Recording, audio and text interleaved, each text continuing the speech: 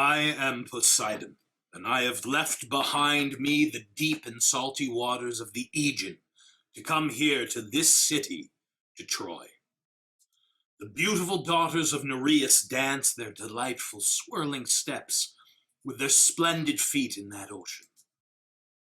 I have come here because Phoebus Apollo and I have built this city's towers, and because my love for the Trojan folk has never died.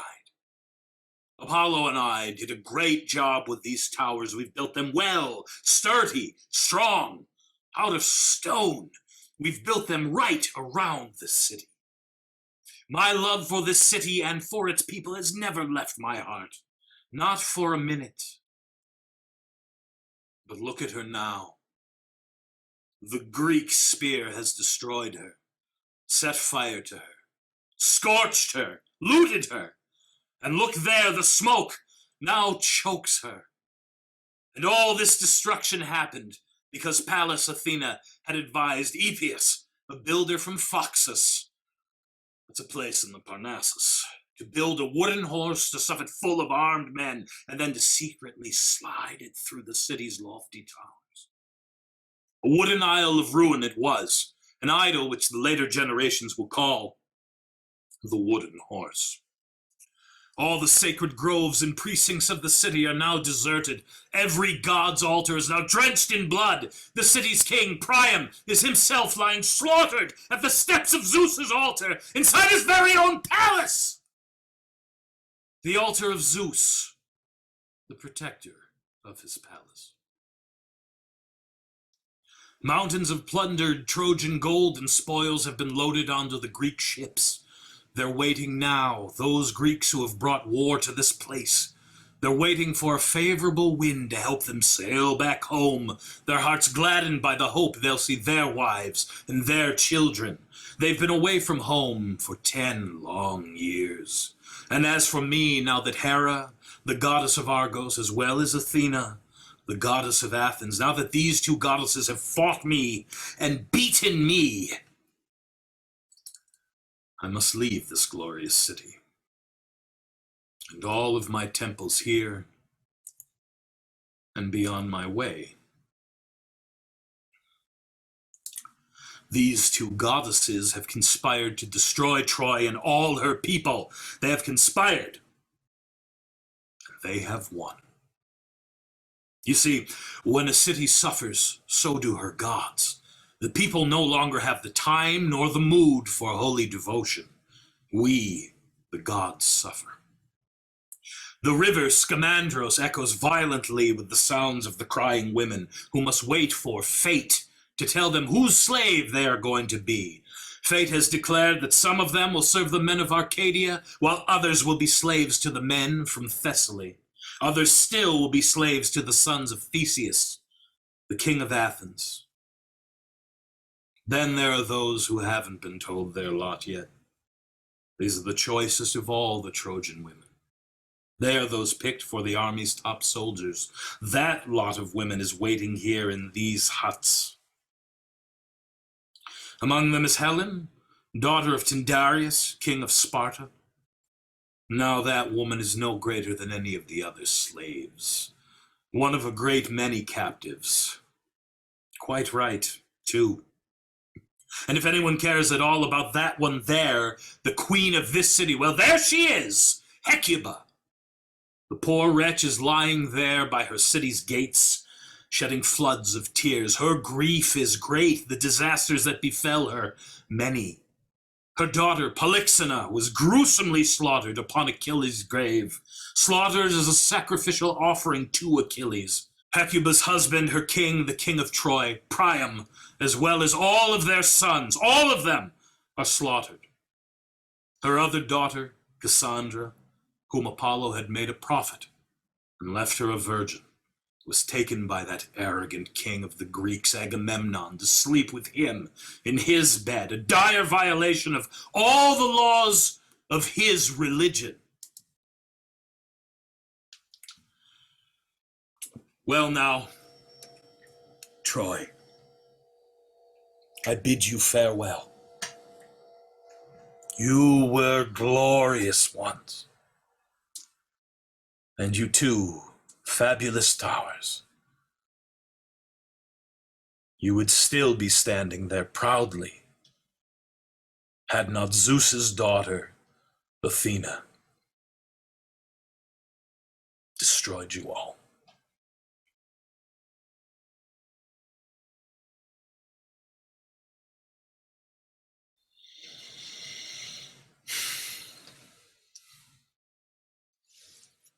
Poseidon!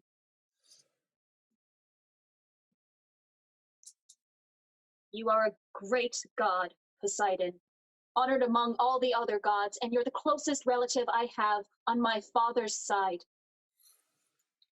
So, could we now put behind us our old grudge and perhaps exchange a few friendly words? Of course we can, my lady Athena. The friendly exchange of words between relatives has a mighty magic effect upon the heart.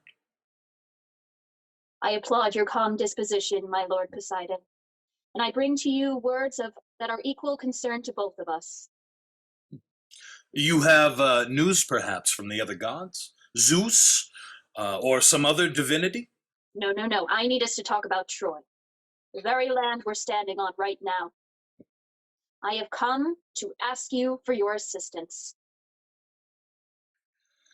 Ah, you're feeling remorse now, Athena. Is that right? Now that you see Troy in flames and smoke, you want to forget about the hatred you had for her. Now you're feeling sorry for her. Is that it? Give me the answer first, Poseidon. Will you help me? Will you work with me on my plan? Of course. Of course I will. But tell me first, though, who is it you want to help? The Greeks or the Trojans? I want to give joy to the Trojans. I know, I hated earlier, but now I want to make the homecoming of the Greek soldiers a bitter experience for them. And how can you do that, Athena? I mean, how can you just jump from excessive love to excessive hate at the slightest whim of fate? Aren't you aware of how these Greeks have treated me and my temples? Total and absolute disrespect! I know. Ajax dragged Cassandra by force. Not a word from the rest of the Greeks. Not a single reprimand. No one reproached him for it. But it was you who have helped the Greeks beat the Trojans. They did it with your own powers, Athena. In any case, it is them I want you to help me punish. Ready to help, Athena. What have you got in mind? I want them to suffer a terrible journey home. What, you mean now while they're still on land, or afterwards, when they're in the middle of the ocean? Once they leave for Troy and set sail for their country, Zeus will let loose a deluge of frenzied rain and hail and all the turbulent black winds he can muster upon them. He said he'll give me his lightning bolt to strike at all the Greek ships, set them all on fire. As for you, I want you to stir the Aegean waters into huge cyclones and typhoons. Fill the Euboean Gulf with floating corpses. Let them learn a lesson about honor in sacred temples.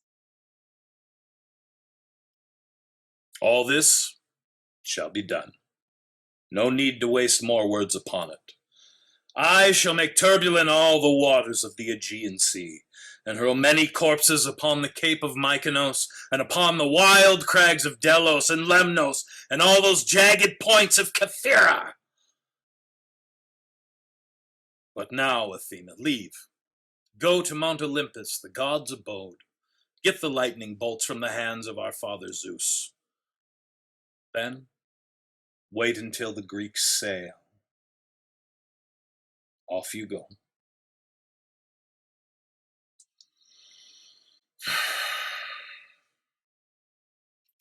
The mortal who sacks a city and then destroys its temples and its graves, the sacred homes of the dead, is a fool, because his own destruction will certainly follow.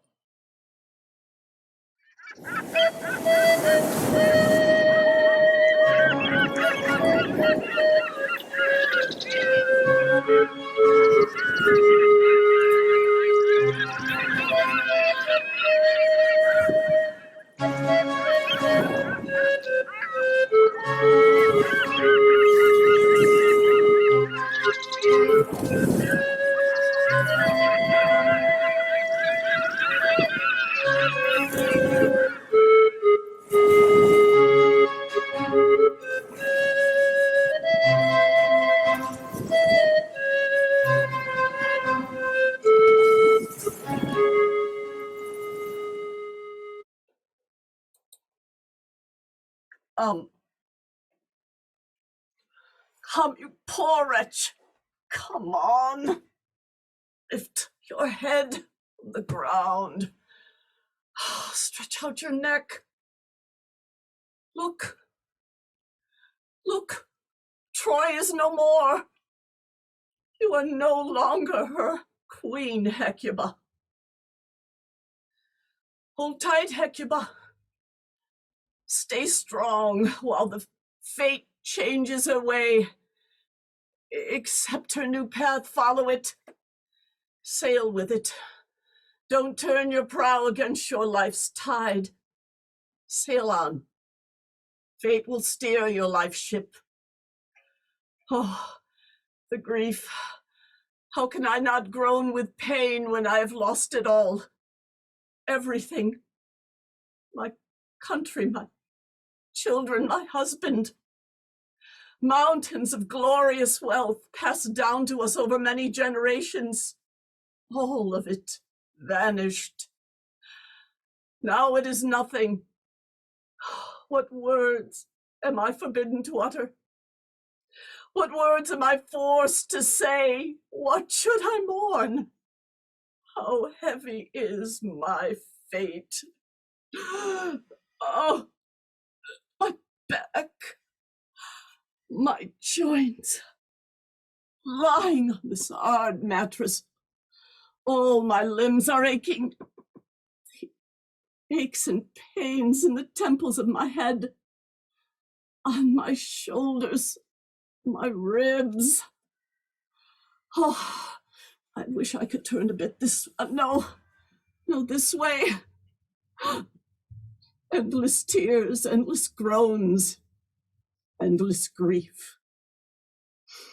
A lullaby for the unfortunate, a dirge without a dance to mourn misfortune.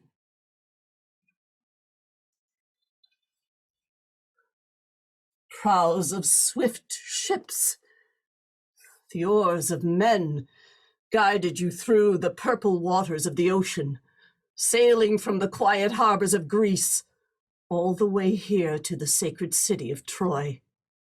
Ah, I still hear it. The screeching of your dire trumpets mingled with the sweet tones of our gentle flutes. You came and hooped your Egyptian-plated ropes onto Troy's harbors. What for? To do what?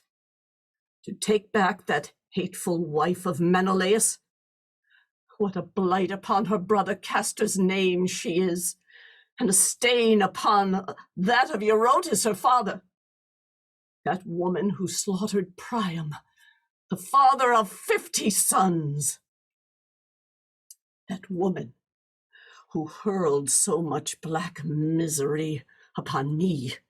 Me, Hecuba, queen of fabulous Troy. Queen no more.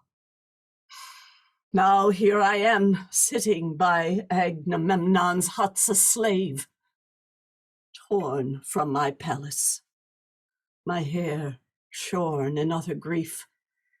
I am now an old woman, an old slave, part of the conqueror's miserable plunder. Come out, you women of Troy! Come out and weep with me! Come, you wives of soldiers, Trojan soldiers, experts in the way of the bronze spear, come out and weep, you poor women of Troy, unfortunate in marriage. Come, let us all wail at the sad fate of our Troy. Look at her. She's choking in smoke and ashes. Let me begin the dirge, my friends. Let me be like a mother bird who teaches her fledglings how to chirp. Let me begin the song. But it won't be a song like those I sang when Priam held his scepter, and when the proud feet of a chorus stamped a beat in praise of our city's gods. Hecuba, what is it? What are you saying? Why are you crying? What do your words mean? I could hear your sad speech in the hut. Panic spins in the hearts of the Trojan women inside that hut. They grieve over their slavery. The hands of the Greeks are at the oars of their ships right now, my darlings. What? Why? What do they want? Will they take us away from our home? I don't know, darlings, but I sense the worst. Come out! Come out, friends! Come out, you poor Trojan women! Come out and hear what's in store for you! The Greeks are getting ready to sail home. But no, please don't bring out my daughter Cassandra. Don't bring my daughter out here. She will be seized by one of her frenzied attacks again, and she will embarrass me in front of all the Greek soldiers. Don't bring Cassandra out here. Add no more to my calamity. Oh, poor unfortunate Troy, you are lost. And lost too are those who leave you, whether they're alive or dead. I'm trembling with fear. We heard your crying from inside Agamemnon's hut, Hecuba. Tell us, have the Greeks decided to kill us? What news from the Greeks? All the Trojan women in the huts are terrified. Have the Greeks taken their oars down from the sterns of their ships? Child, I was out here at the crack of dawn out of my wits with fear. Have the Greeks sent a herald for us? Whose slave will I be, poor wretch? Your lot will be drawn any minute now. Will it be a soldier from Argos, or from Phthia, or from some either island country? Who will be my master, I wonder? I am sick with fear. Miserable soul, old and withered soul, useless like a drone at death's door. A ghost in the underworld, who will be my master, and where? What will I be doing? Will I be waiting at the guests, or will I be a nurse for the master's children? I, Hecuba, the honored queen of Troy? What lament would do justice to your pain, Hecuba? Or to mine? I will no longer send the shuttle up and down a Trojan loom. Look! There! This is the last time I can look upon the corpses of my sons. Worse still will come. Dragged! Dragged! The bed of a Greek! A curse! A curse! A curse upon such a night! A curse! A curse! A curse upon such a fate!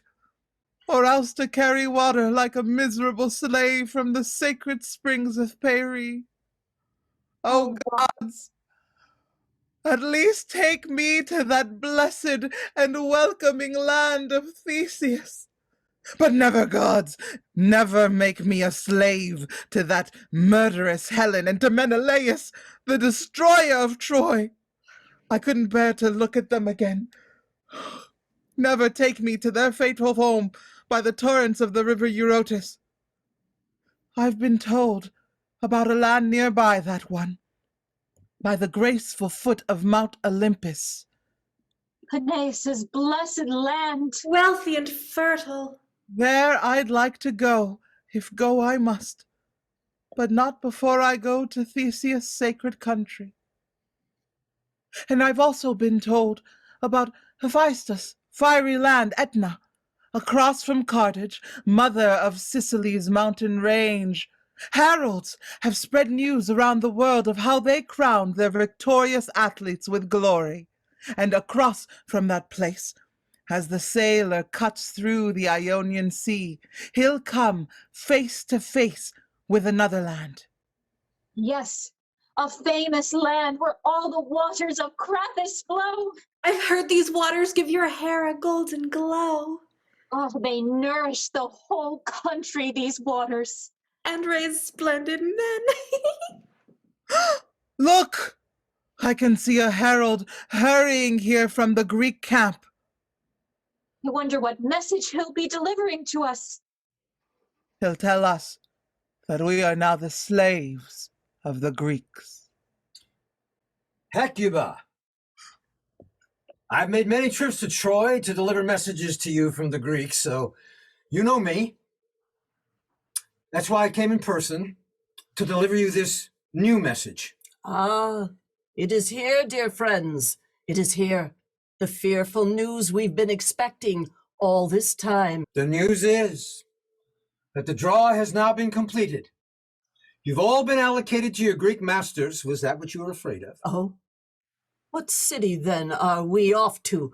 Someplace in Thessaly, or Phthia, or one of Cadmus' countries? You're all each drawn to a different man. You are not drawn as a lot. Then who is allotted to whom? Which among us Trojan women are the lucky ones? I know who goes with whom, but ask me about individuals, not groups. Tell me then, Talthybius, who has drawn my unfortunate daughter Cassandra? Oh, she was Agamemnon's special prize. So she will be the Spartan woman's slave? Oh, what misery! No, not a slave to her, but a secret bed partner to him. Is this true? Cassandra? The very priestess of the god with the golden hair, Apollo? But the god himself had granted her the gift of a virgin's life. Eros has pierced the king's heart with his arrow. Now he's in love with a godly woman. Dear child, throw away the sacred keys to the shrine and take down the holy garlands that adorn your head. What are you saying, woman? Is she not blessed to have won the king's bed? And the other one, the last daughter you took from me, what has become of her? Who do you mean? Polyxena or some other one? Yes, Polyxena, that one. Who has drawn her name? Her draw is to serve Achilles' tomb. My daughter? To serve a tomb? Is this a Greek custom or some sort of law? Tell me, friend. Just be happy for your daughter. Her fate is good. That's all you need to know. Her fate is good. What do you mean by that? Is she still alive? Can she still look upon the light? She's in the hands of fate, so she is released from pain. And what of that wife of that glorious soldier Hector? What will happen to Andromache? What is her fate? Achilles' son took her as his special prize. And me? What will become of me? An old woman with an old head who needs a stick to add to her 2 feet to walk on 3. Whose slave will I be? You'll be serving Odysseus, king of Ithaca. Poor Hecuba. What fate rules you? Beat your shorn head, Hecuba. Tear at your cheeks with your nails, Hecuba. Oh, poor Hecuba. What fate rules you? You must now be the slave of that loathsome reptile of a man, an enemy of the just, a lawless and poisonous state. His double tongue shuffles things about this way and that, turns love into hate, and hate into love. It topples everything, turns everything upside down. Come, my Trojan women. Mourn for my loss, wail for my destruction. Now I am destroyed. Now I am gone. Ah, poor Hecuba. What fate rules you? You have drawn the most unfortunate lot. You know your fate, Hecuba, but what about mine? Who's got my lot in his hand? An Acacian? A Greek? Come! Come, slaves, it's time for you to bring out Cassandra. Now hurry! I must take her to our commander before I take the rest of those whose lot has been drawn to your masters. What? What? But what's this? Torchlight? Fire! Are the women setting fire to their homes because they'll be taken to Greece, or are they setting themselves on fire? Do they prefer death to life? Well, it's a hard thing for the free to put their heads into the yoke of slavery in times of such misfortune, I know, but open up! Open the door! I would hate to be blamed for something that's good for those women, but bad for the Greeks. No. No, Talthybius. No one is setting anything on fire. It's my daughter Cassandra rushing about. She is possessed by a divine madness. Lord, God of marriage, Hymenaeus! Lord Hymenaeus! Lift the torch up! Up high! Come with me! Here, bring the light here! Oh, Lord, God of the wedding bed, Hymenaeus, I bring you bright light with the fire of the torch. I bring light to this holy temple. Blessed is the bridegroom, my God, and blessed am I, for you have given me a king's bed in Greece. Blessed am I, the bride. Hymenaeus! Mother, why cry? Why lament the loss of my dead father and our destroyed city? See, I have lit the torches to give light and dignity to my marriage. Here, Hymen, I bring you bright light. Come, Hecuba, you too. Carry the wedding torch to my bed. It is the bed of a virgin. Our customs decree it. Come, friends, dance! Roll your feet this way and that! Kick them high! Dance as you have danced back in my father's happiest days! Oh, what a divine dance! Come, Apollo, lead our dance. I am getting married! I am the priestess who serves you in your shrine, your laurel-covered shrine. God, Hymenaeus, lord of the wedding bed. Come, mother, join our dance. Lift your feet, mother. Look, whirl them round like this and like this. Come, dance with me. Join my happy dance. Come, daughters of Troy, women with the splendid robes. Sing out loudly the happy songs of Hymenaeus. Sing out with joy. Celebrate my happiness. Come, sing about the man whom fate delivered to my bed. Sing about my husband.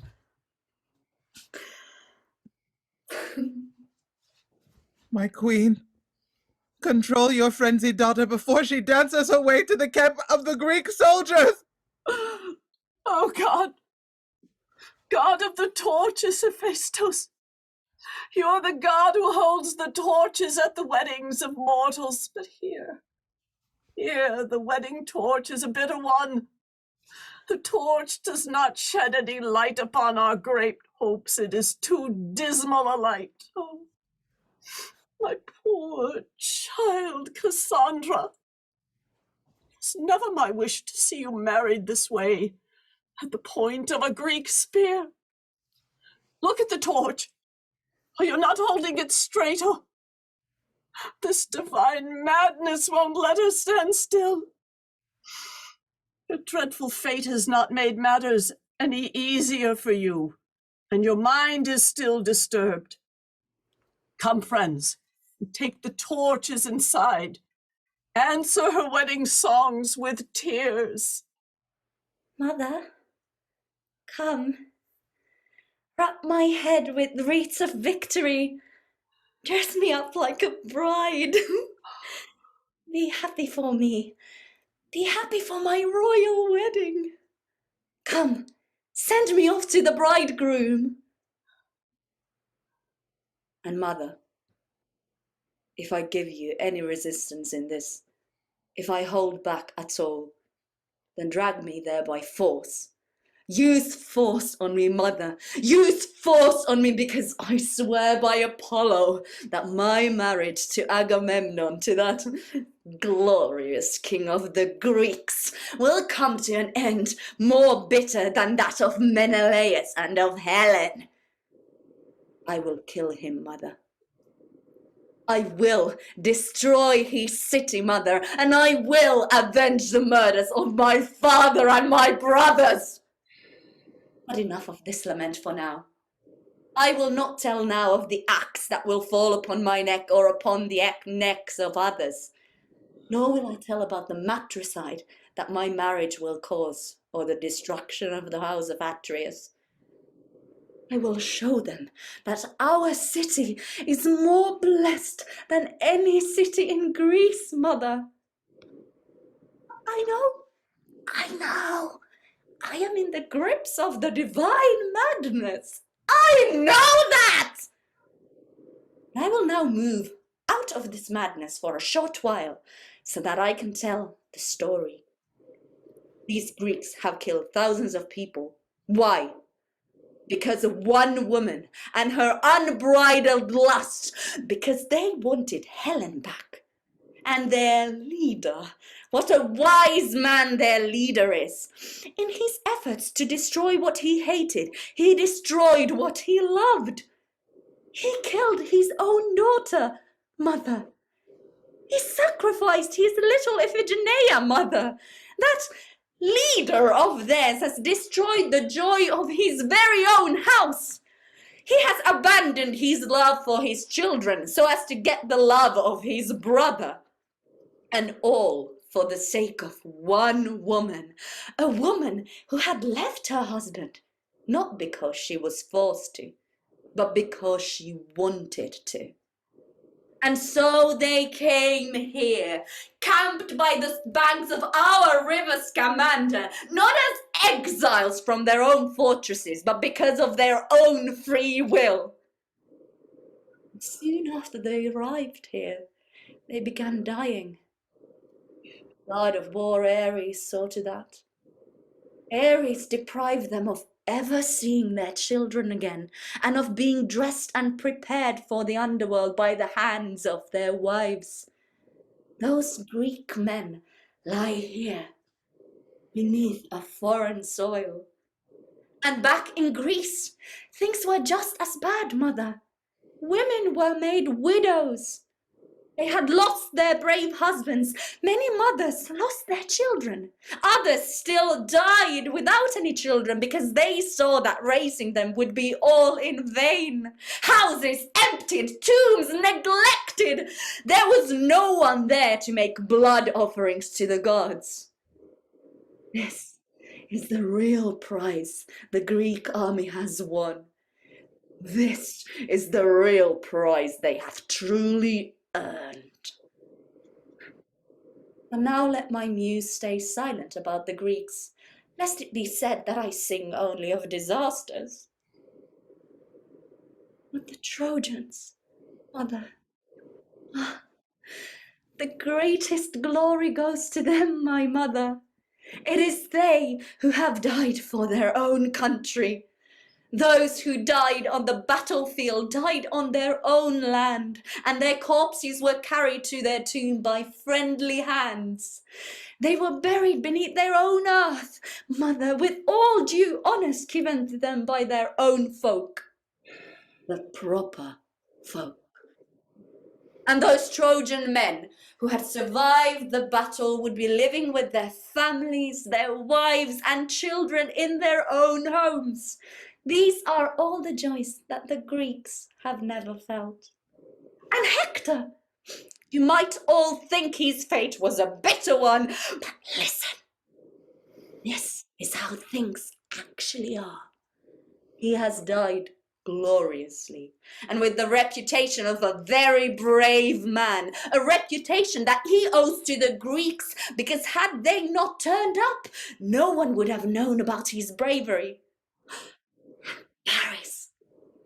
Paris took as wife Zeus's very own daughter. Had he not done that, had he married some other woman, who would have heard about him and about his house? But of course, people with any sense at all would avoid war. But if war does come, then glory's deaths are no garlands of shame for a city, though to die shamefully would be a disgrace for it.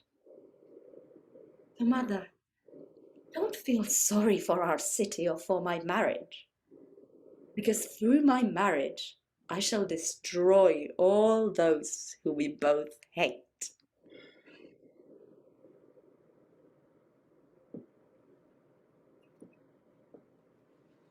How you laugh in the face of misfortune, Cassandra. In the face of a misfortune that will destroy your whole house. And how you love to prophesy things that just cannot happen. I swear, woman, had not Apollo maddened your mind, I'd have you punished severely for sending my generals off on their journey home with such ominous prophecies. Still, it seems that those with intelligence and fame are no better off than those with none, because here we have the great general of all the Greeks, the beloved son of Atreus, falling in love with this mad woman here.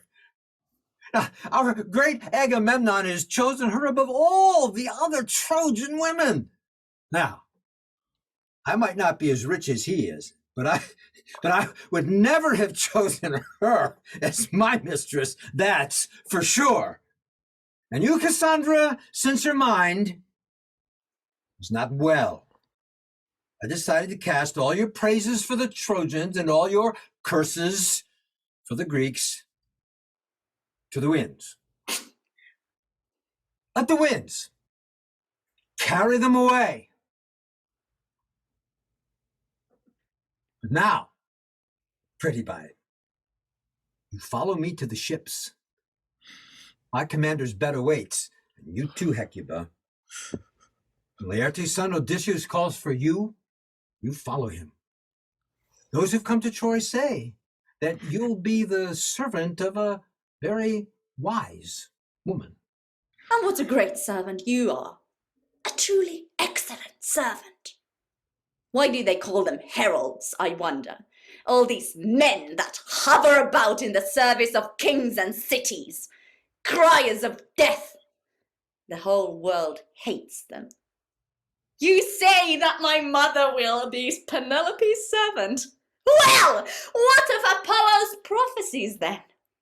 He has revealed to me that my mother will die here in Troy. I won't go reproaching you about the rest of what you said. Poor Odysseus. He has no idea what's in store for him. The suffering he'll go through will make mine and that of Troy look like pure gold. Luxury. After the 10 years he has spent here, he will spend another 10 full years before he sees his home, and he will arrive there all alone to a welcome that will be a very painful one that will be worthy of many tears. And his journey home will be much delayed by Charybdis, that gruesome beast that dwells in the rocks of a gorge that he must pass through, and by the mountain dweller and eater of human flesh Cyclops, and by the Ligurian Circe, who turns men into pigs, and by his ships getting wrecked on the vast and salty sea, and by his lust after the lotus fruit, and by the frightening human voices that the slaughtered cows of Helios will make. A bitter sound for Odysseus' ears. To shorten the narrative, folks, Odysseus will enter Hades, and after he escapes the waters of the wide ocean, he'll arrive home, where a million evils will welcome him. But why do I bother singing the catalogue of Odysseus' pains? Come! Hurry up then! Take me as quickly as possible! I shall marry my husband in Hades. Oh, Agamemnon, chief of all the Greeks, how glorious your fame! But your burial will be the burial of evil men, Agamemnon. Evil, since you are evil yourself. The grave dug by night it shall be, not one that sees the daylight. Me, me, Apollo's prophetess. I shall be a corpse, tossed about by the winter waves as they thrash violently about past my groom's grave. A naked corpse, ready for the wild beasts to feed on. Me, the priestess of Apollo. And you, my sacred ribbons. Ribbons that adorn the god I love the most. What of you? Farewell. I am finished with the festivals, with all the celebrations I once loved so much. Go! Fly, my ribbons! Leave me! Leave my body now! I tremble at the thought of giving you up. You leave a body that is pure still. Go! Fly through the spinning winds and go to my prophetic lord Apollo. Well, where's your generalship? Which way do I go to climb aboard? Come! Come, herald! Do not waste any time searching for a favorable wind to sail your sails. Hurry, because you're taking me with you. Me, one of the three spirits of vengeance. Farewell, mother. Don't cry. Oh, dear land, land of my brothers and of my father. All of you are now beneath your own soil. Soon you will receive me too. You will receive a victorious Trojan woman, because I will have destroyed those who have destroyed us, the house of Atridae.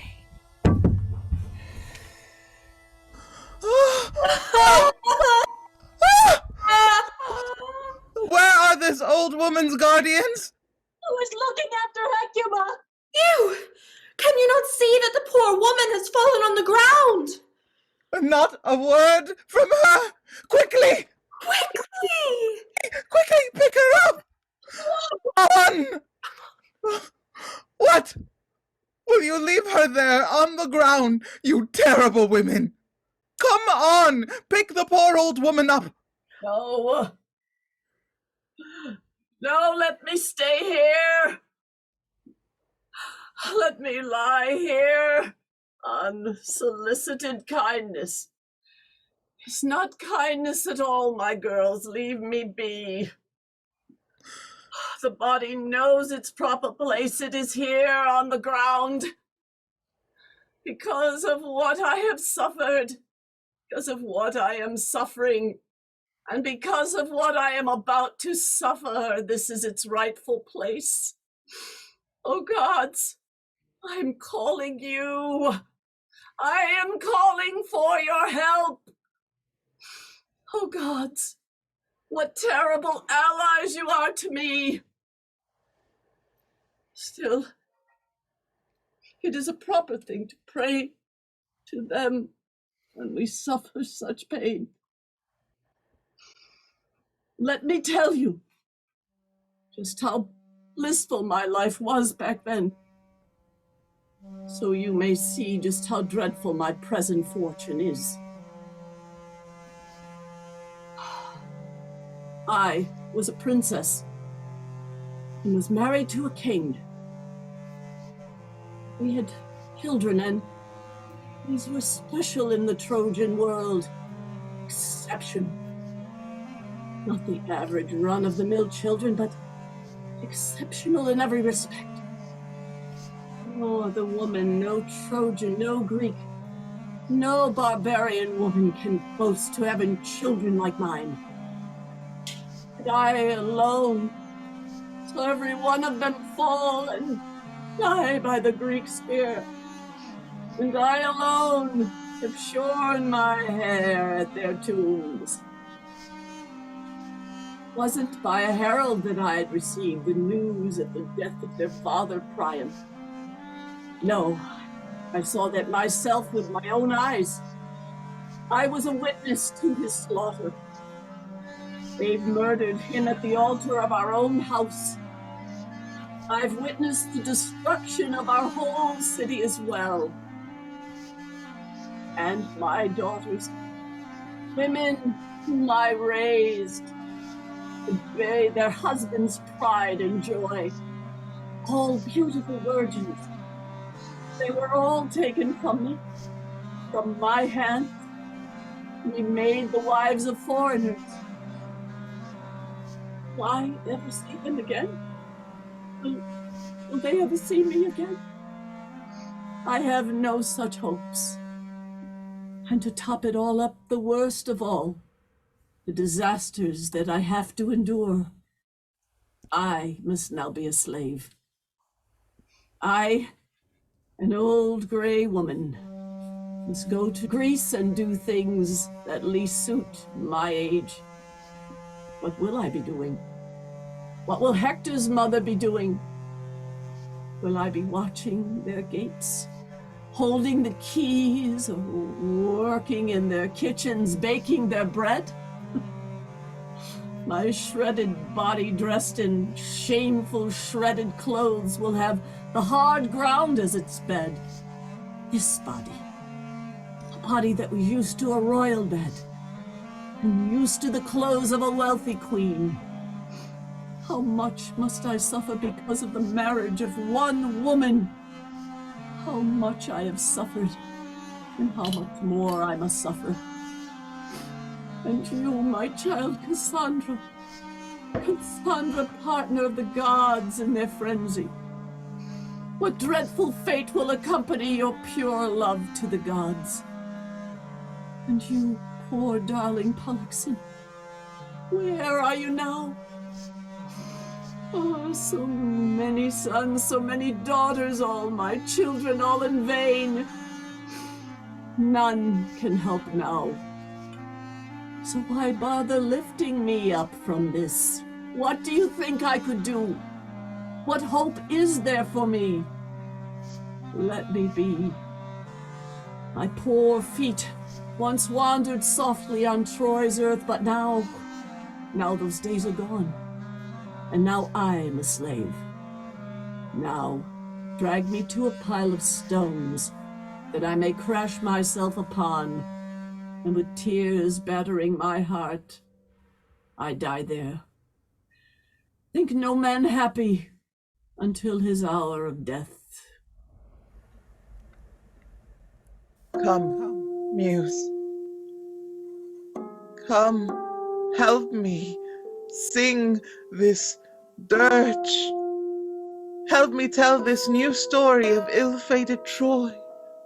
A story that is full of tears.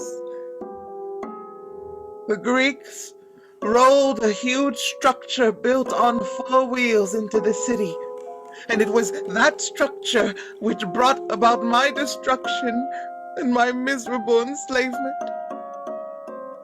An enormous horse made out of mountain pine, chiseled by the sharp adze. A construction whose noise reached the heavens. Cheeks were plated with gold. Whose belly was clogged with spears. They left that horse by the gates of our city, and the folk saw it from above the walls and shouted with glee, "Come, people, come and see! Our troubles are no longer. Come, roll this holy statue to the temple of Athena, the child of Zeus." So all the folk came out of their homes, young girls and old men alike, and with joy and song they pulled the devious destroyer of Dardanus' land inside the walls. All of them. All the Trojans rushed out to the gates to make this evil offering to the virgin goddess who rides the immortal horse. They ran out, the ambushing statue, spun, plaited ropes around it as if it were the black hull of a ship, and brought it to rest at the stony temple on the holy ground of the goddess. That gift was fatal to Troy. And so the dancing and the singing went on all day, until the day ended and the black night began. But the sounds of a Libyan flute and Trojan voices continued, still in happy song, and the feet of the Trojan virgin still dancing with joy. The bright moonlight flickered wide across the city, and inside every home it made the happy eyes heavy enough for sleep. And it was then, the very moment when I was singing and dancing in the temple of Zeus' daughter Artemis, the goddess of the hills, when the sound of murderous terror spun wildly through all the Trojan homes. Babies threw their frightened little arms around their loving mother's skirts. Ares, the god of war, emerged from his ambush, from Athena's dire work. At every altar, in every Trojan home, the blood splashed. The unfortunate find sweet solace in tears, in wailing, and in the singing of dirges. Hecuba, Hector's mother, the mother of a man who has killed many Greeks. Do you see all this? I see, my child. I see that this is the work of the gods who want to show us that they can exalt things that mortals think are nothing, and that they can tear down things that the mortals praise. Look here, Hecuba. Look at me and look at my son. My son and I are carried away like nothing more than spoils of war. The nobly born are turned into slaves. Fate has changed everything so much. Fate is a mighty force, Andromache. Only a few minutes ago, the Greeks have taken my Cassandra away. Poor soul. It seems another Ajax has suddenly appeared to rob you of your daughter. Then you have more troubles to deal with. Troubles indeed. Endless troubles. No way to measure them, no way to count them. Troubles competing with other... Hecuba, your daughter Polyxena is dead. The Greeks have slaughtered her on Achilles' tomb, offered her life as a gift to his lifeless corpse. My darling girl, my poor daughter, my Polyxena. Talthybius told me this earlier. His words were mysteriously phrased, but true. I saw her there on Achilles' tomb with my own eyes. Got down off this cart and put a cloak over her corpse. Then I stayed there and lamented her loss with my tears. Unholy, sinful death! Oh, my darling daughter, how despicable your slaughter! Despicable or not, Polyxena died, but she is still luckier than me. Don't say that, my child.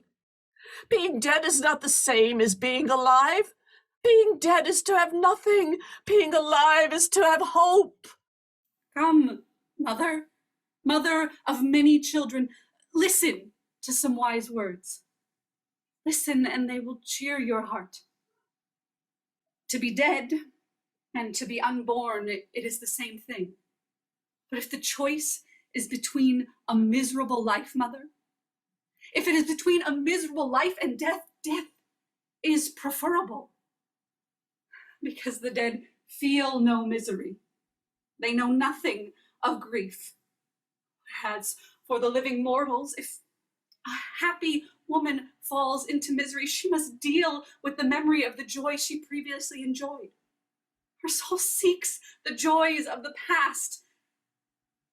And so, it is the same with Polyxena now. She has died, so it is just the same with her as if she were never born. As if she has never seen the light of day. She knows nothing now of her misfortune. I, on the other hand, mother, I have seen and known joy. I've always dreamt of achieving a good name, and there I hit the mark. I had tasted joy. But now, mother, now my fate has turned and I've fallen into misfortune. In Hector's house, I had been a good example of a virtuous woman, behaving in every way like a modest, virtuous woman should behave. Whatever it is that people would expect from a married woman, I did. I stayed inside the house because I know that the gossiping tongues chatter idly against a woman who ventures outside her home. I had put aside all such desire. Nor did I let those women with the subtle gossip enter my home to tell me about the world outside. Simply listened to my own mind. It's a good mind. It's a good enough teacher for me. As for my own tongue, I kept it quiet. And I've kept a lowered eye before my husband because I knew well when I should win an argument, when I should give him the victory of it. It was that fame of this virtue that spread throughout the Greek camp and which destroyed me, because the moment they captured me, Achilles' son wanted to make me his wife. So, I'll be the servant in a murderer's house. If then I were to put Hector out of my mind and put my new husband in my heart, I would be disloyal to the man who died. Yet if I show my revulsion towards my new husband, my master, I'll be hated by him. They say that one night in a man's bed erases all revulsion towards him. No. I think no woman is worse than the woman who, having lost her husband, puts all memory of him aside and turns to love the bed of another. Not even a little pony, a mare, an animal with no speech or reason, a beast whose nature is much inferior to ours. Not even a young mare would feel happy after losing her partner, and she will find it difficult to put her head through the yoke again. Oh, Hector, my beloved Hector, You were enough for me. Strong mind, strong heart, a wealthy house. I was an innocent girl when you took me from my father's house, and you were the first to unite with me in my maiden bed. But now, my Hector, now you are dead, and I am now a captive and taken aboard a ship to Greece to work the yoke of slavery. So, Hecuba, is Polyxena's death for which you've spilled so many tears, a more miserable fate than mine? Because for me, Mother, for me, even hope, the thing which every other human being has, even hope, has escaped me. Nor do I allow hope to deceive me. I know full well that I've no hope of ever seeing better days, though even such deceptions can be pleasant.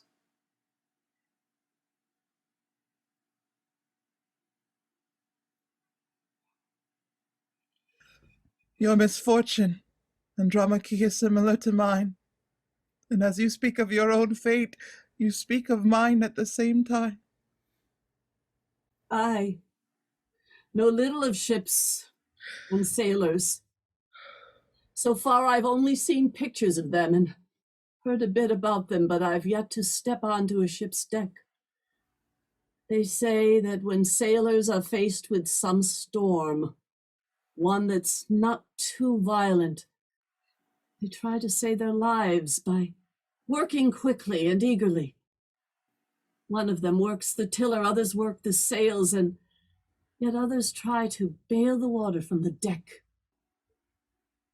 That's when the storm is not too violent.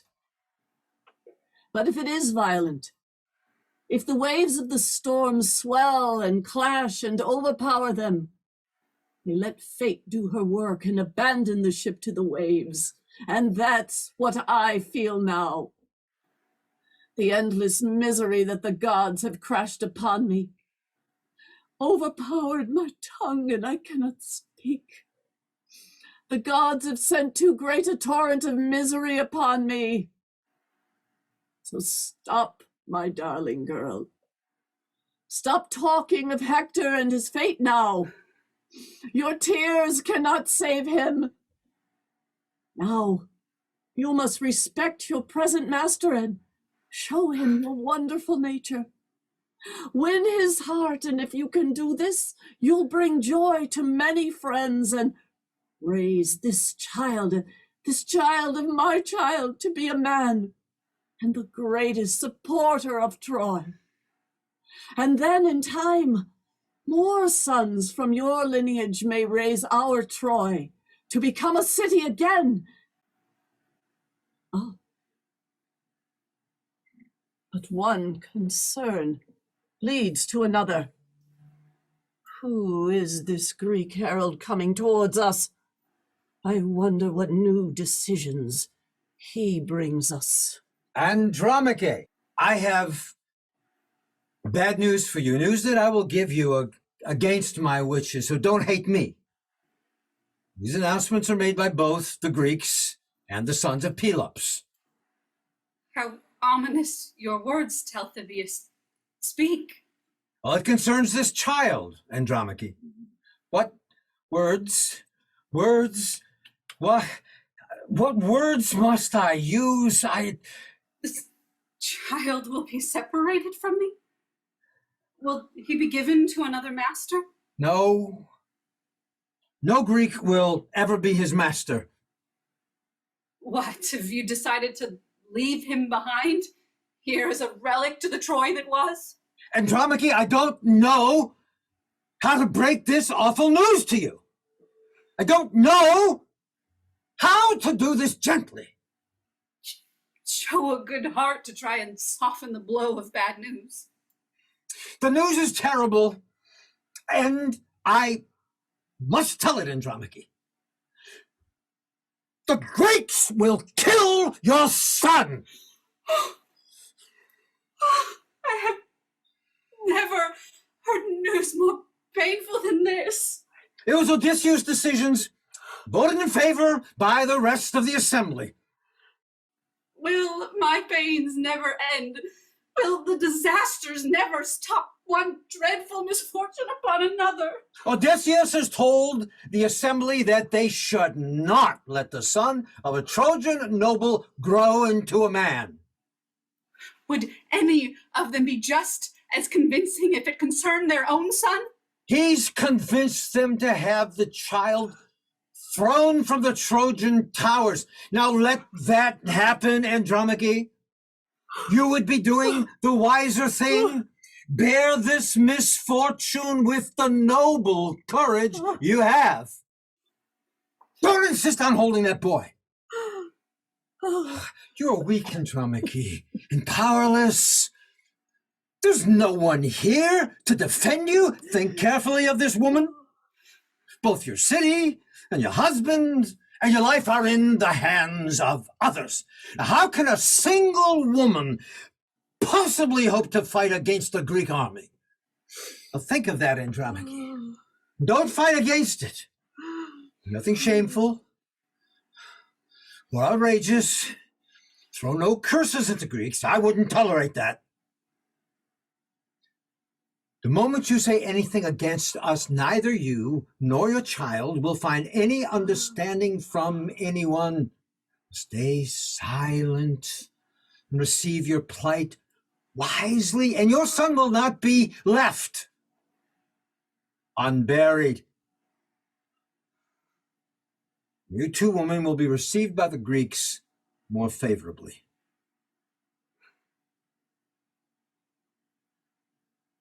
Oh,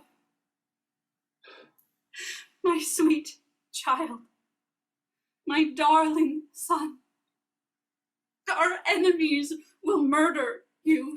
You will leave your mother all alone.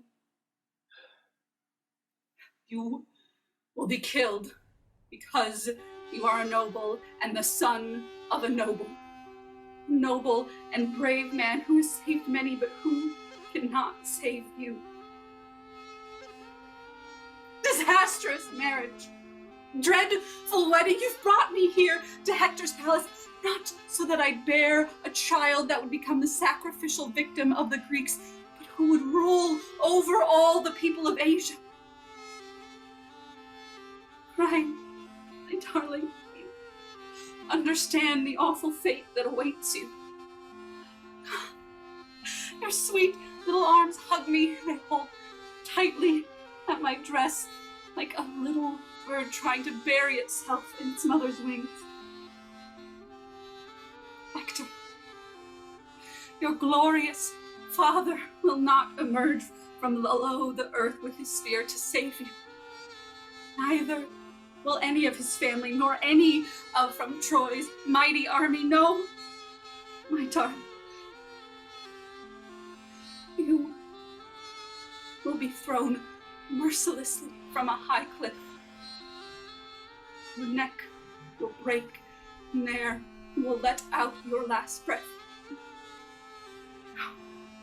Young, sweet child, the sweetest burden a mother can have, dear child. Oh, sweet fragrance of your baby flesh. It was all for nothing then. It was in vain that my breast suckled you while you were in your baby clothes. All my work, all my pain, all my concern about you, it was all for nothing. Come, darling. Come now, hug your mother tightly. For the very last time. Come, put your little arms around me. Kiss your mother on the lips, darling.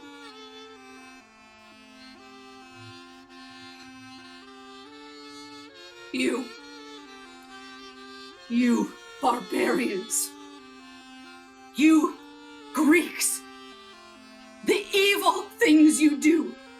What has this child ever done to you? Why kill an innocent little boy? Oh, Helen, product of Tyndareus' lineage. Zeus was not your father. No, I say you're the daughter of many men. Your first father was bloodshed, and your next father was hate. Then came murder, and that lot was followed by every monstrous grief and pain that breathes upon this earth. You, the child of Zeus? Never. A murderer of so many Greeks and Trojans alike? Never. May the gods destroy you, you and your sweet eyes that brought destruction to the beautiful land of the Trojans. Well then, come, evil Greeks, and take him. Take my child and throw him over the wall if that is what you want. Come, take him and kill him. Gorge yourself upon his young flesh. How can I save him when the gods have destroyed us? Come, hide my miserable body. Toss it in the bowels of some ship. What a splendid wedding I am headed to. Now I've lost my child.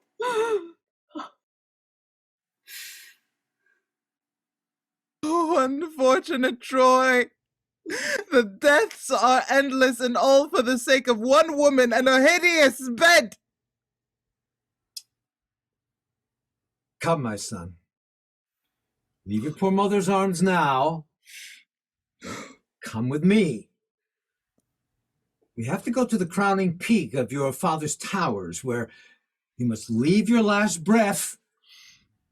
It's an order. Take him! Such cruel messages ought to be delivered by a harsher herald. I have not the heart for them. Oh. No. No. My son. Son of my ill-fated son, it's unfair. These evil men have torn away your life from me and from your mother, my little boy. How can I endure this? How can I help you, my poor boy, unfortunate boy? Our only help to you is to beat our breasts and our head. That's the only power left in us. Oh, my poor city. My poor Troy. Miserable luck to you and to us both. What's left for us? What misery is still to fall upon us to make the destruction complete?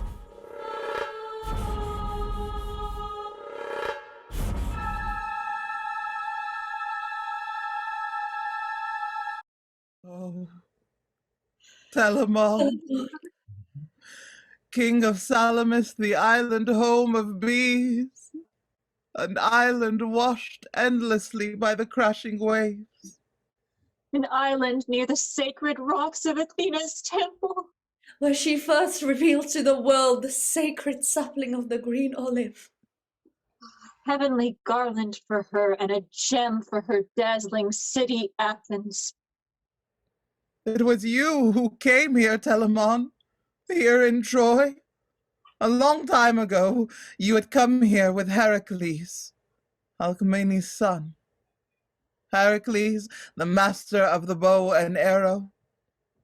He came all the way from Greece to sack our city, to raze our Troy to the ground. Cheated of his lovely steeds, Heracles set off with the finest flower of Greek men. And when he reached the banks of Simois with its sparkling streams, he put down his sea-going oars, tied ropes to his sterns, and stepped upon the land with his precise arrows, all ready to murder Laomedon. And so Heracles blasted all of Apollo's work, All the stonework built well by Apollo's master builders, all of it, Heracles blasted with the roaring breath of fire and devastated the Trojan land. And so it happened twice. Twice the slaughtering spear of the Greeks has destroyed our Dardanian walls. Spear and fire. It was all for nothing then, Laomedon. All for nothing. That you ran gracefully about in Zeus' halls, topping his golden wine cups. A most virtuous occupation indeed. For the sake of your city. Look about you now, Laomedon. What do you see? The land of your birthplace is burning. Listen, hear that, Laomedon? Hear that groan? It is the groan of the sea. Her beaches groan with agony. Like birds calling for their young, Or for their partners, their children. their elderly mothers. Gone are your splendid bathhouses, the race course you used to race your horses on. And as you, Laomedon, carry that beautiful young smile of tranquility around the throne of Zeus, here, the whole of Priam's land has been wiped out by the Greek spear. Oh, Eros, Eros, son of Zeus! You came once to the halls of our King Dardanus to accomplish the will of the heavens. You've come and you've raised Troy's towers high, high into the heart of the heavens. But no, I won't talk of Zeus' shameful deed. But then, what of Dawn? Dawn with her white wings, the goddess whose splendid light is loved by all mortals. She saw the devastation of our land. She watched the ruin of our city, Pergamon's city. She sat there and watched it being destroyed, even though it was this city that has given her a husband for her bridal chamber. A husband she once snatched from these parts and carried him away in a cart of sparkling golden stars. What joy, what a high hope was that for our city. Alas, Alas, alas, no more, no more. no more, gone! The gods no longer love our Troy.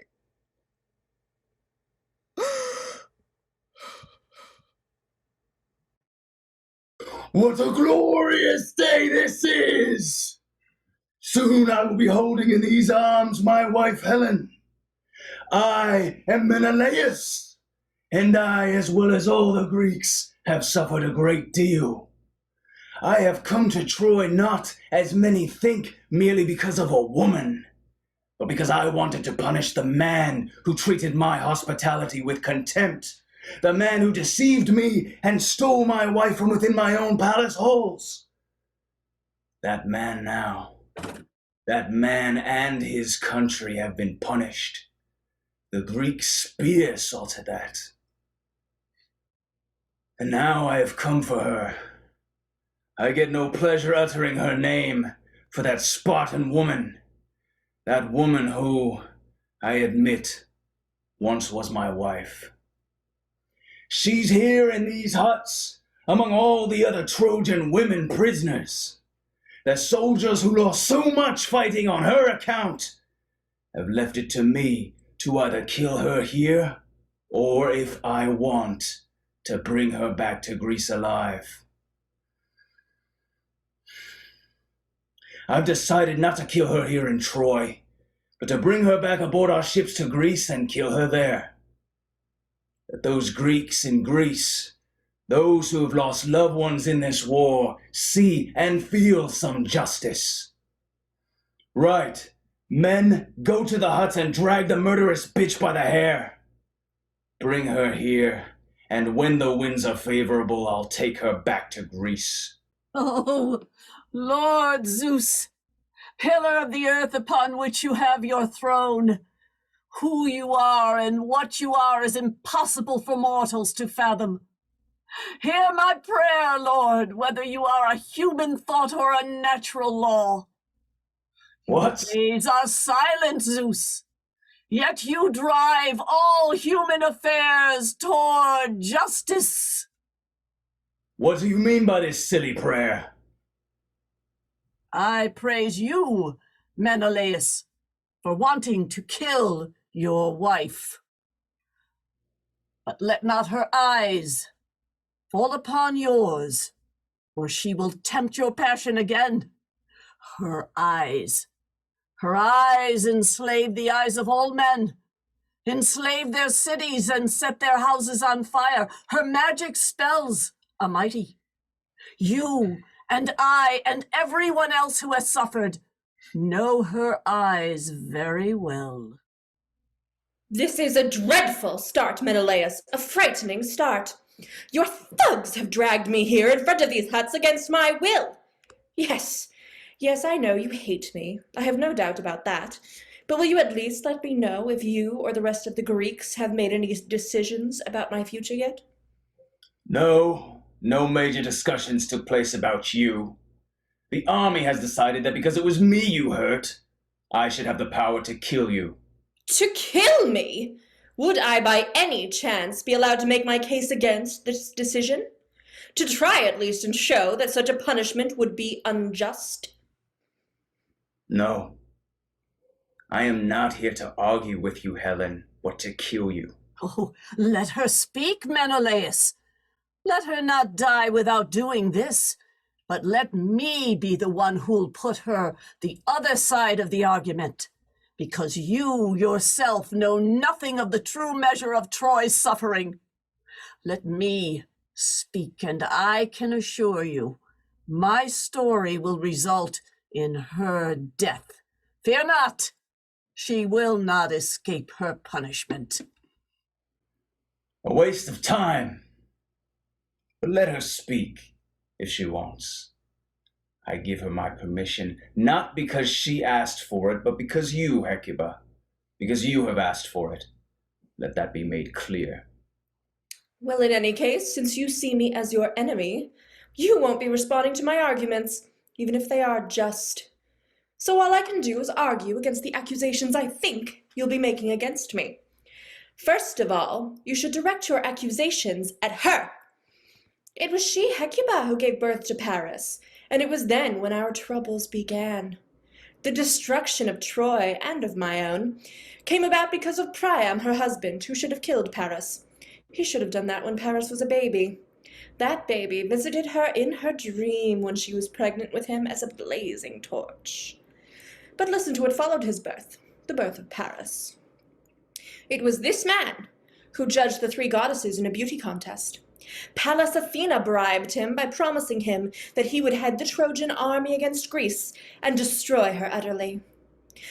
Hera's promise, on the other hand, was that if he gave her the prize, he would be made ruler of all Asia and Europe. But Aphrodite, who knew and admired my beauty, told him that her prize to him, if he declared her the most beautiful of the three goddesses, would be me. So now listen to what happened after that. Aphrodite, of course, won the contest, and that victory brought about my relationship with Paris, a relationship, Menelaus, that proved to be of benefit to Greece. How? Because the Greeks are not ruled by barbarians, which would have happened if Paris had chosen one of the other two goddesses. You were neither beaten by a foreign army, nor were you ruled by a foreign king. Greece benefited from my misfortune. Greece has gained happiness whilst I gained misery. Because of my beauty, I was sold. And instead of crowning my head with garlands, the Greeks now treat me with disdain. Of course, I know you'll now tell me that all this doesn't explain my sliding out of your house secretly. The explanation is that Paris came to Sparta with an ally who was not at all insignificant. The goddess Aphrodite herself was with him, and so, call him Paris or call him Alexandros, it was he who has destroyed this land. And it was you despicable despicable man, you who let Paris into our palace and left him here while you went off to Crete! Never mind. As for what happened afterwards, it's not to you I'll direct my questions, but to me. What got over me? What on earth made me leave my country and my home to follow him here? Well, if you must punish anyone, Menelaus, then punish Zeus. Come, are you strong enough to do that? Punish that god, because even though he rules all the other gods, he is Aphrodite's little slave. Go on. Punish him and pardon me. This is where you could make some wise comments. You could say that since Paris was killed and hurled into the underworld and my god-driven marriage dissolved, I should have left my marriage home and come to the Greek ships. But that's exactly what I wanted to do. Ask the guards of the walls and the watchmen at the towers. They will be my witness. They will tell you that they've caught me often enough using ropes, trying to sneak down from the battlements of the city, but my second husband, Deiphobus, would always catch me and drag me back into his house, even against the will of the rest of the Trojans. Well then, my husband, after all my efforts to come to you, should you not be giving me an award for bravery instead of killing me? Another man has taken me into his home and made me his slave. Would not the award, rather than the death, be more just? Who can argue against the will of the gods? And if that's what you want to do, then someone better tell you quickly how stupid that would be. Come now, my queen, defend your children and your country. Her speech was strong, persuasive, forceful, and eloquent. You must destroy it because she is guilty of something dreadful. First, let me represent the goddesses and, at the same time, prove that this woman is a liar. There's no way that Hera and the Virgin Athena would have lost their minds to such an extent that the first one would sell Greece to the barbarians, and the second would subjugate the Athenians to the Trojans. Nor have they ever gone to Ida to engage in some silly beauty contest. Why would they want to do that? Why would Hera suddenly be overcome by such a silly desire to boast about her beauty? Was she after another husband? Someone stronger than Zeus, perhaps? I wonder who that could be. There is none, Helen. There's no one more powerful than Zeus. And Athena? What was that goddess after? Marriage with one of the gods? She has run away from the marriage bed by asking her father to grant her eternal virginity. No, Helen, it won't work. You're trying to make the goddesses look stupid by dressing them up with your own flaws. This will not persuade anyone with a bit of sense. And then you say that Aphrodite went along with my son to Menelaus' house. How ridiculous that is. Laughable. Why would she want to come down all the way from the heavens to do that? Why would she bother? Why couldn't she just simply stay up there and from her throne pick you up, you and everyone else in the city of Amyclae, for that matter, and just quietly drop you here in Troy? The truth is, Helen, that my son Paris was a formidably handsome man. You took one look at him, and your head spun with Aphrodite's lust. That's the reason why mortals call all their mindless acts Aphrodite. She has the right name, that one. The first half of it means foam head.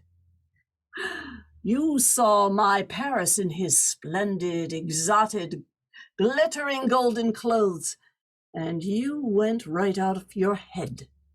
You thought Greece was far too meager in her wealth for you, so you decided to leave Sparta, come over here where the gold is overflowing, and then completely take over the place with your reckless love for luxury. Menelaus' palace didn't quite meet the needs of your lavish debauchery, Helen. All right, be that as it may, but you also say that Paris took you away by force, kidnapped you. Did you scream for help at all? Did any other woman hear you? And this was before your brothers, Castor and Polydeuces, went up to the heavens to be among the stars. They were still alive then. Why didn't they hear your cries? And so, then you came racing over here, the Greeks following right behind you. And then the war started in all its deadly fury, and whenever you got news that Menelaus was winning, you'd sing his praises everywhere. What do you think that did to my son? He was tormented by those praises of yours. He felt that he had to fight some awesome rival for your bed.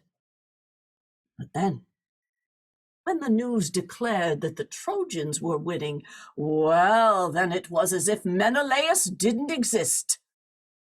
Your morals, Helen, followed the wind rather than virtue.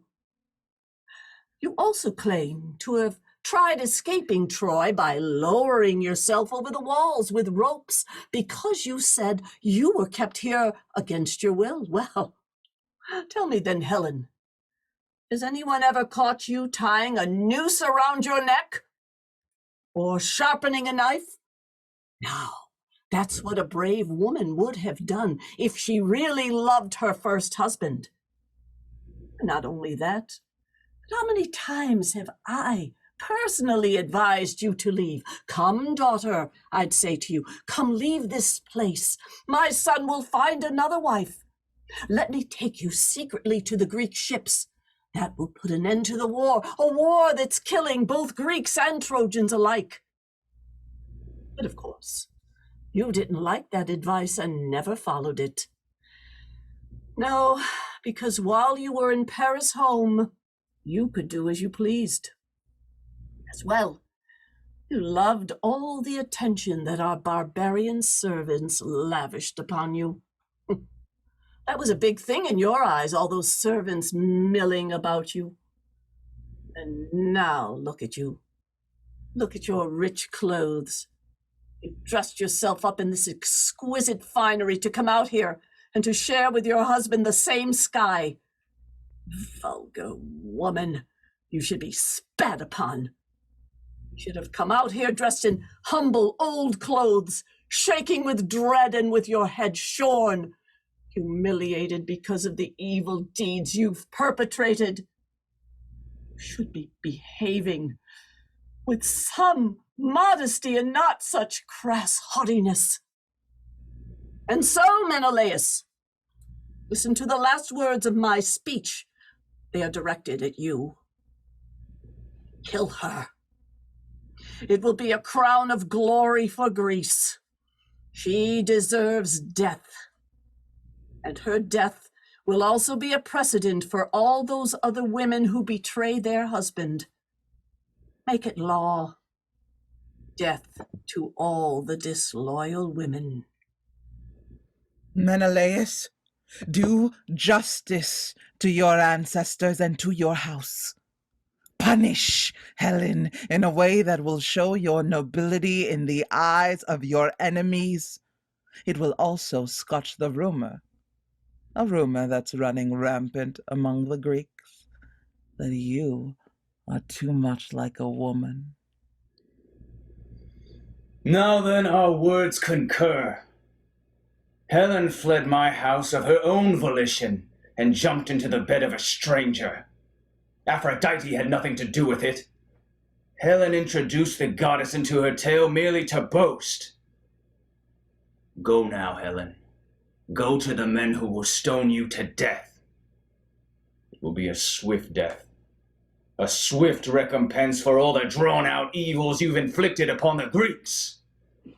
That will teach you to defile my name. No, Menelaus! I beg you by your knees, I beg you! Don't kill me for something that was caused by the gods! Forgive me! Don't listen to her, Menelaus. Don't betray all those battle mates of yours who were killed for her sake. I beg you on their behalf and on behalf of my sons! That's enough, old woman! I don't care at all what happens to her. Men, send her to the boats. We'll send her off to Sparta. In that case, Menelaus, don't let her get aboard the ships. Don't let her get aboard the same ship as yours. Why is that? Has she gained that much weight? No, but there's no lover who doesn't love his lover forever. Perhaps, but it depends upon the heart of the loved one. In any case, I shall do as you say. I won't put her on board the same vessel as me. You're quite right about that. Once we get to Greece, one way or another, she will serve justice and she will die. Her death will teach the other women to be sensible. I admit that will be a difficult thing to achieve, but nevertheless, her execution will frighten the foolish women and the worst of the shameless sluts.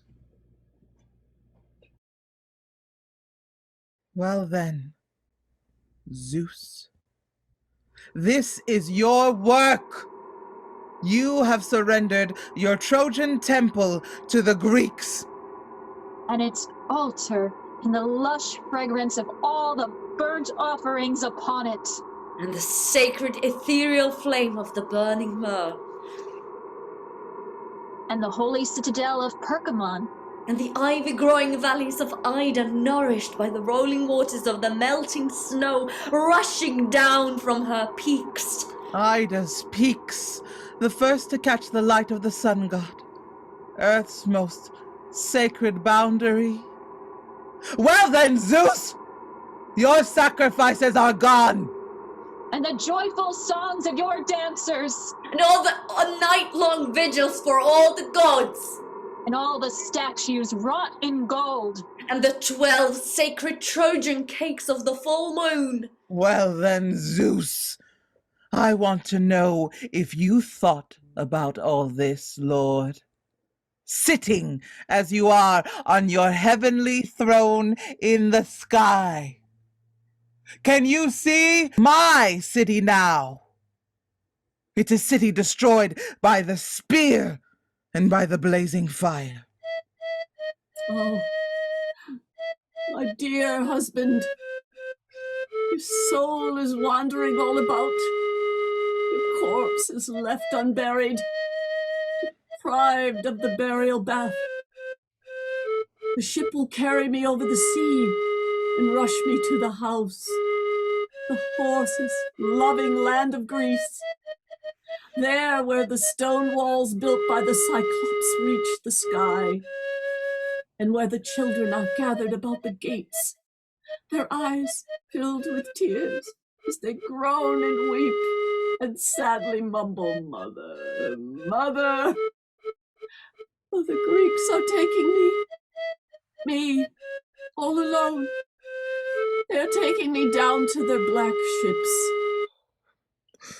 And with oars, out of the water they will deliver me, either to holy Salamis or to the high peak of the isthmus, with its twin path, where the gates lead to the land of Pelops. Oh, may the gods burn! Burn! Ship! Oh, Zeus! Burn Menelaus' ship with a dreadful holy lightning bolt! Burn it! Burn it! Burn it! Just as it sails through the Aegean. Burn it, Zeus! As it takes me from my Trojan home, with my eyes flooded with tears. They are taking me into exile as a slave in Greece. Your daughter Zeus, Helen, will hold a golden mirror. A golden mirror. What a delightful toy that is for little girls. I hope she never reaches her father's home in Sparta. Oh, Menelaus, I hope he never gets to the city of Patana, nor return to the temple of Athena of the Golden Gates. Menelaus, husband of the most shameful woman in Greece, Helen, who brought great grief and destruction to the streams of Samois. Oh. Oh. Despicable sight. Despicable fortune. One disaster falling upon another. Oh, look! Look here, you poor Trojan wives! Look upon the corpse of Astyanax! Murdered by the Greeks! They've hurled him down from the tower. Here they are, Hecuba. The women are bringing you some of Troy's spoils. Here are the adornments for the boy's corpse. Oh, child, how you've touched my heart. How you've touched my heart, dear child. Astyanax, Dianax! Lord of the city, Lord of the city. Lord by name, and Lord you once were in my eyes. Here, little lord. This is the fine cloak you'd be wearing on your wedding day. Marrying the most virtuous princess in Asia. Here, I'm wrapping your body with it now.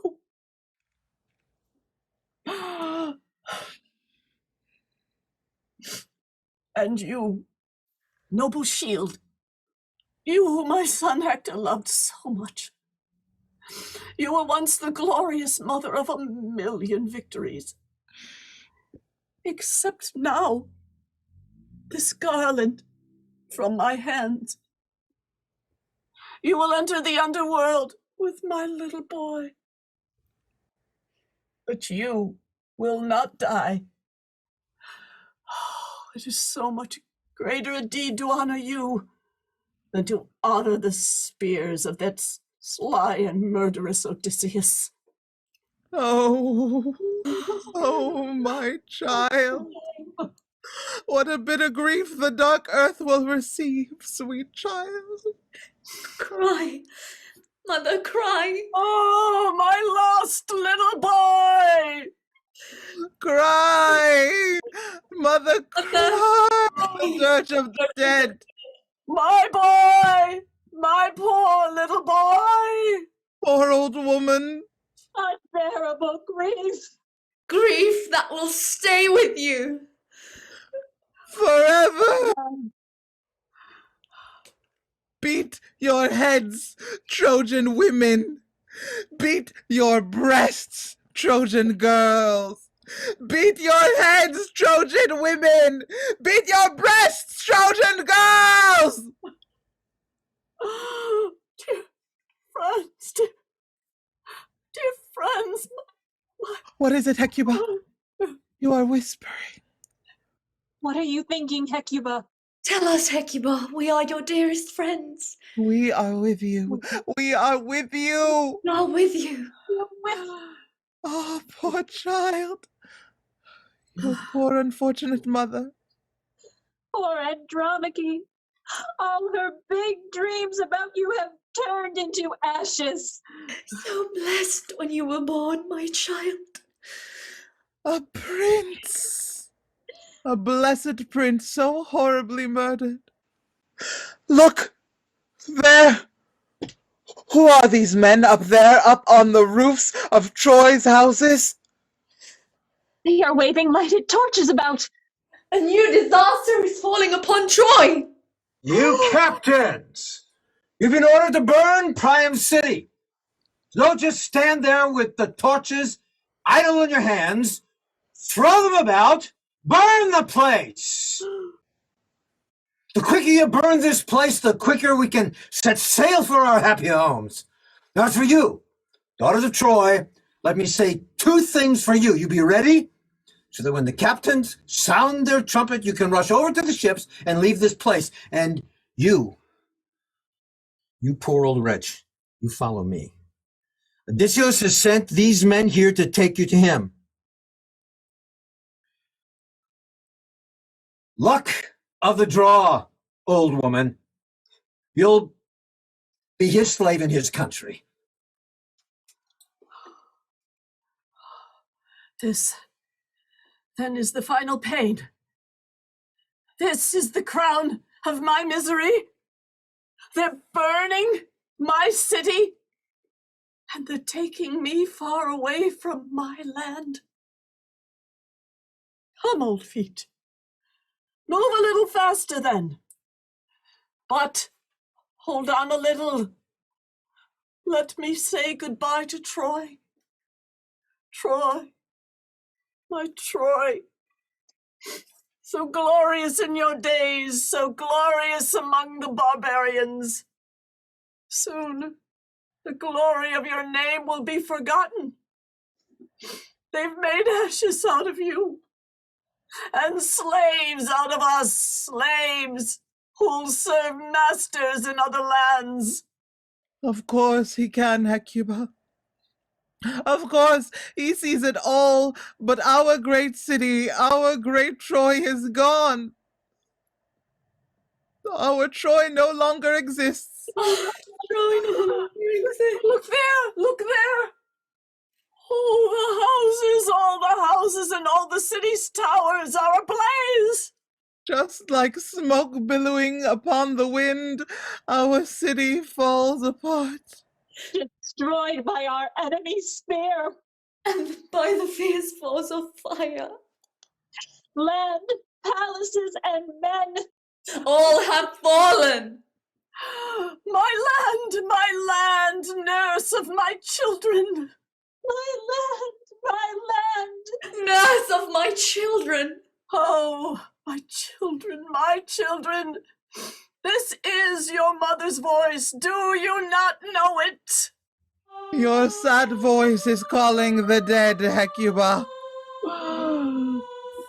The dead. The dead. I bend my aged legs and fall upon my knees, and I beat the earth. The dead. The dead.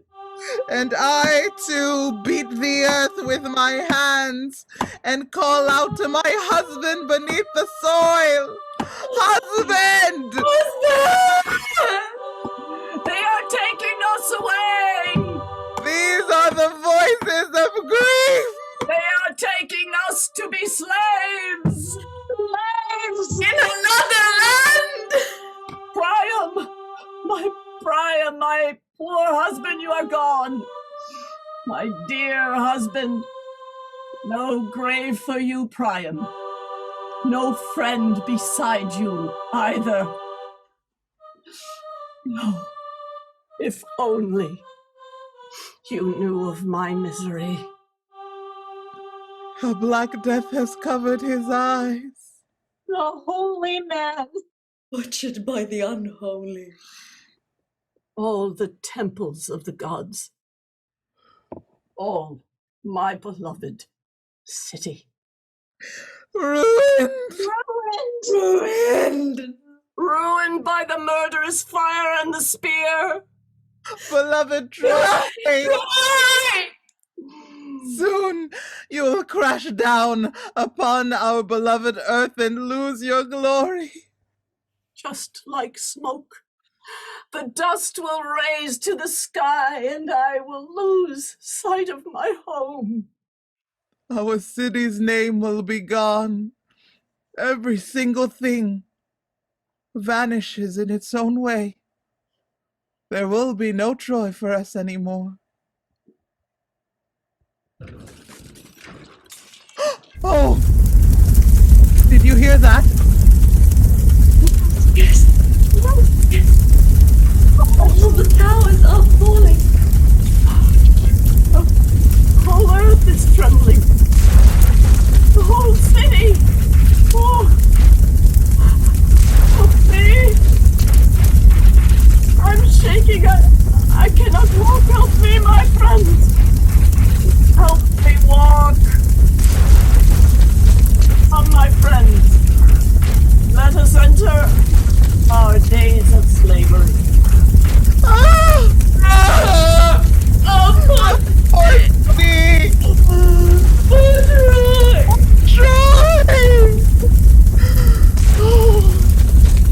Come. Then let us all go. the ship of the Greeks.